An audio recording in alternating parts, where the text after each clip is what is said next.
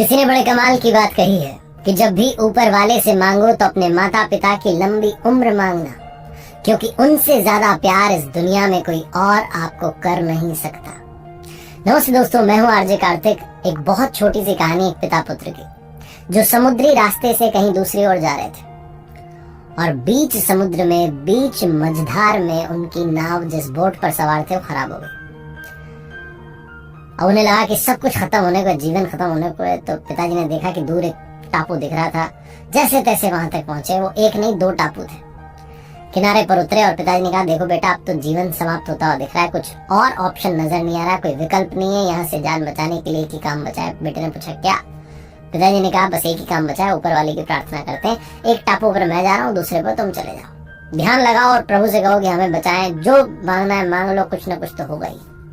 पिताजी जाकर के ध्यान लगाने बैठ गए। बच्चा जाकर के प्रार्थना करने लगा अपने जो लड़का था दूसरे वाले टापू पर। और उस लड़के ने कहा कि ये तो बड़ा वीरान सा है। ध्यान में उसने कहा कि यहाँ तो बड़ा वीरान सा है, पेड़ भी नहीं है, फल खाने भूख लग रही है। जब उसने आंखें खोली तो वहां पेड़ ही पेड़ दिखाई दिए और फल बड़े बड़े लगे हुए थे। लड़का दौड़ के गया, जाकर के फल तोड़ लाया, खाने लगा। फिर से ध्यान में बैठ गया और कहने लगा कि चलो फल तो खा लिए, ये जगह बहुत सुंदर है, कुछ ऐसा हो जाए कि यहीं परिवार बसा लूं, एक झोपड़ी मिल जाए, यहीं पर मेरा परिवार बस जाए, क्या ऐसा हो सकता है? उसने ध्यान में ऐसा बोला। और जब आंखें खोली तो सामने एक झोपड़ी उसे दिखाई दी। उसका घर बन चुका था और साथ में पास में एक महिला खड़ी हुई थी। उसने कहा, क्या बात है, घर भी बन गया, महिला भी आ गई, शादी भी हो गई मेरी। तो फिर से उसने ध्यान लगाया कि अब जब सब कुछ हो ही गया है तो यहाँ से बचने का रास्ता निकालते हैं, क्योंकि जब सब कुछ मेरी सुनी जा रही है तो ये भी सुन ली जाएगी। तो उसने आंखें बंद की, ध्यान लगाया और कहा कि हे प्रभु, बस एक नाव का इंतजाम करवा दो ताकि मैं अपने परिवार को लेकर यहाँ से निकल लूं। और जब उसने आंखें खोली तो सामने की तरफ किनारे पर उसे एक अच्छी सी सुंदर सी नाव दिखाई दी जो जाने के लिए तैयार थी। लड़का दौड़ के उस स्त्री को साथ में लेकर के दौड़ा और जाकर के नाव में चढ़ गया कि बस निकलना है। तभी आकाशवाणी हुई और आवाज आई कि बेटा, अकेले अकेले जा रहे हो, अपने पापा को साथ नहीं ले जाओगे।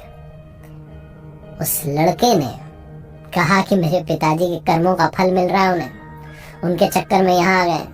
मेरे पिताजी ने अगर अच्छे कर्म करे होते तो अभी उनकी नहीं सुन ली होती आपने। देखो चुपचाप वैसे के वैसे ही बैठे, कुछ हो ही नहीं रहा उस तरफ। हमारे यहाँ देखो सब कुछ बदल गया है, पेड़ आ गए, फल आ गए, झोपड़ी बन गई, मेरे लिए तो स्त्री भी आ गई, शादी भी हो गई मेरी। तो सब आपने सुन ली, मेरे पिताजी की तो सुन ही नहीं रहे हो। उन्हें उनके कर्मों का फल मिल रहा है, मिलने दो, हम यहाँ से निकलेंगे, उन्हें भुगतने दो। आकाशवाणी फिर से हुई कि बेटा, तुम जानना नहीं चाहते कि वो मांग क्या रहे हैं? उस लड़के ने कहा, हाँ बताओ बताओ, मांग क्या रहे हो जो मिल नहीं रहा है? ऐसा क्या मांग लिया उन्होंने? आकाशवाणी फिर से हुई और आवाज आई कि तुम्हारे पिता बस एक ही चीज मांग रहे हैं कि मेरा बेटा जो भी मांग रहा है उसे मिलता चला जाए, मेरे बेटे की हर प्रार्थना स्वीकार करना। लड़के की आंख में आंसू आ गए। उसे अपनी गलती रियलाइज हुई। लेकिन हम में से कईयों को गलती रियलाइज नहीं होती। हमें लगता है कि माता पिता तो हमारे साथ हैं, ठीक है ना, चल ही रहा है, हम फॉर ग्रांटेड ले लेते हैं। हमें लगता है कि ठीक है, कोई बड़ी बात नहीं। हम भूल जाते हैं कि इस दुनिया में सबसे ज्यादा मोहब्बत, सबसे ज्यादा प्यार हमें हमारे माता पिता ही करते हैं। दुनिया का हर शख्स ये चाहता है कि आप आगे बढ़ें, लेकिन एक कदम उसका आपसे आगे हो, वो आपसे थोड़ा सा आगे निकला हो, वो थोड़ा सा और उन्नति कर ले। लेकिन सिर्फ माता पिता ऐसा चाहते हैं कि आप उनसे भी ज्यादा प्रोग्रेस करें, उनसे भी ज्यादा नाम कमाएं, शोहरत कमाएं, पैसा कमाएं, खुशियां लाएं। एक बार फिर से वही बात जो अक्सर आपसे कहता हूँ, ऊपर वाले के आशीर्वाद, अपनी मेहनत और अपनों के प्यार के साथ कर दिखाओ कुछ ऐसा कि दुनिया करना चाहे आपके जैसा।